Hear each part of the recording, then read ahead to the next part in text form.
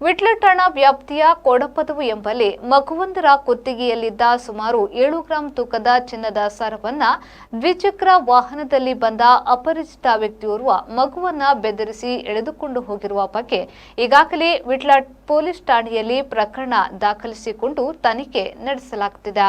ಘಟನೆಗೆ ಸಂಬಂಧಿಸಿದಂತೆ ಪ್ರಕರಣದ ಆರೋಪಿ ಎಂಬುದಾಗಿ ಕೆಟಿಎಂ ಬೈಕ್ ಸವಾರನೊಬ್ಬನ ಭಾವಚಿತ್ರವೊಂದು ಸಾಮಾಜಿಕ ಜಾಲತಾಣದಲ್ಲಿ ಪ್ರಸಾರವಾಗುತ್ತಿದ್ದು, ಈ ಬಗ್ಗೆ ವಿಟ್ಲ ಠಾಣಾ ಪೊಲೀಸರು ಸದ್ರೆ ಬೈಕ್ ಸವಾರನ್ನ ವಿಚಾರಣೆ ನಡೆಸಿದ್ದು, ಈತನಿಗೂ ಮಗುವಿನ ಚಿನ್ನದ ಸರ ಎಳೆದುಕೊಂಡು ಹೋಗಿರುವ ಘಟನೆಗೂ ಸಂಬಂಧವಿರುವುದಿಲ್ಲ ಎಂಬುದಾಗಿ ವಿಚಾರಣೆಯಲ್ಲಿ ತಿಳಿದು ಬಂದಿರುತ್ತದೆ. ಬೈಕ್ ಸವಾರನ ಬಗ್ಗೆ ಯಾವುದೇ ನಕಾರಾತ್ಮಕ ಅಭಿಪ್ರಾಯಗಳು ಉಂಟಾಗಬಾರದು ಎಂಬ ದೃಷ್ಟಿಯಿಂದ ಆತನ ಕುಟುಂಬದವರ ಕೋರಿಕೆಯ ಮೇರೆಗೆ ಈ ಸ್ಪಷ್ಟೀಕರಣವನ್ನ ನೀಡಲಾಗಿದ್ದು, ಪ್ರಕರಣದ ಆರೋಪಿಯ ಪತ್ತೆ ಕಾರ್ಯ ಪ್ರಗತಿಯಲ್ಲಿದೆ ಎಂದು ಪೊಲೀಸರು ತಿಳಿಸಿದ್ದಾರೆ. ಮಹಮ್ಮದ್ ಅಲಿ, ವಿ4 ನ್ಯೂಸ್, ವಿಟ್ಲ.